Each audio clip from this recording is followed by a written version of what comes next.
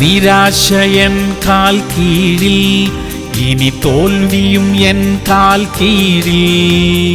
പിശാചും അവന്റെ തന്ത്രങ്ങളും എല്ലാം എൻ കാൽ കീഴിൽ.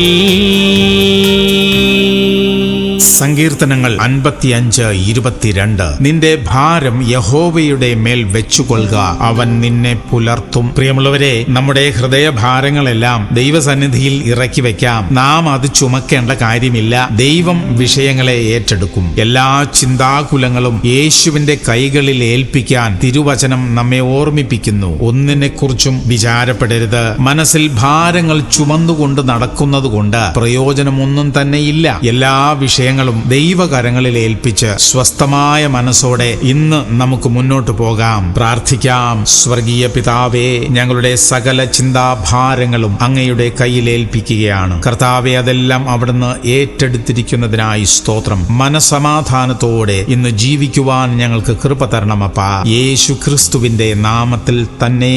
ആമേൻ, ആമേൻ, ആമേൻ.